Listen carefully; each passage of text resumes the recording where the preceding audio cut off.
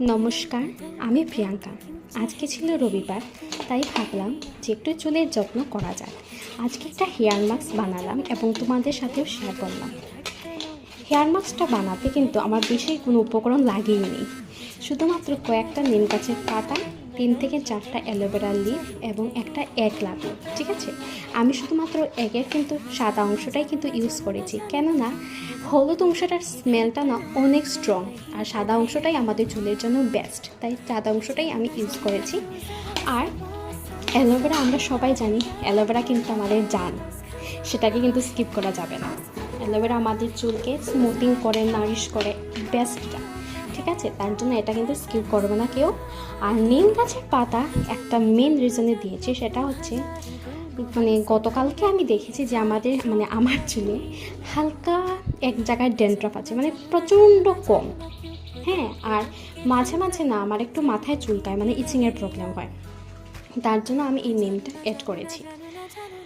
তো এই নিমটা অ্যাড করার মেন রিজন হচ্ছে আমি কিন্তু এটা গত 1 মাস আগের থেকে কিন্তু এই হেয়ার মাস্কটা ট্রাই করছি, কারণ আমার চুলে প্রচণ্ড পরিমাণে ড্যান্ড্রাফ হয়ে গেছিলো শীতকালের জন্য। ঠিক আছে, যখন শীতকাল ছিল আমি কিন্তু মাথা কিন্তু সবসময় ধুতাম না, কারণ আমার চুল তো অনেক লম্বা, তাই শুকাতেও না, আর আমি কিন্তু অনেক কম ধুতাম, তার ফলে মাথায় কিন্তু প্রচণ্ড পরিমাণে ড্যান্ড্রাফ হয়ে গিয়েছিল।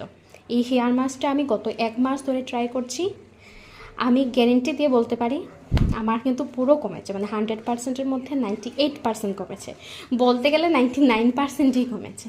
হ্যাঁ, গতকালকে একটু হালকা দেখেছি, সেটা হয়তো ডাস্টের কারণে আর অন্যান্য রিজনের কারণে, কিন্তু আমি কিন্তু বেস্ট রেজাল্ট পেয়েছি এই হেয়ার মাস্কটা ব্যবহার করে। তোমরাও ট্রাই করতে পারো, যাদের মাথায় হালকা হালকা ইচিংয়ের প্রবলেম হয় মাঝে মাঝে, বা একটু একটু ড্যান্ড্রাফের সমস্যা আছে, তারা কিন্তু এই হেয়ার মাস্কটা ইউজ করবে, আমি বলছি তোমরা বেস্ট রেজাল্ট পাবে। তো এটাই ছিল আজকের আমার হেয়ার মাস্ক। আরও যদি এরকম হেয়ার মাস্ক দেখতে চাও, তোমাদের যদি ভালো লাগে আমার এই ভিডিওটা, তাহলে কিন্তু অবশ্যই আমি আরও নতুন নতুন হেয়ার মাস্ক নিয়ে আসবো, যেগুলি আমি ট্রাই করেছি এতদিন ধরে, এত বছর ধরে, সেগুলি নিয়ে আসবো। আচ্ছা, তো এতটুকুই ছিল আজকের ভিডিওটা। তোমাদের যদি এই ভিডিওটা ভালো লাগে, তাহলে অবশ্যই একটা লাইক, কমেন্ট এবং শেয়ার করে দিও। ঠিক আছে, আজকের জন্য এতটুকুই, টাটা।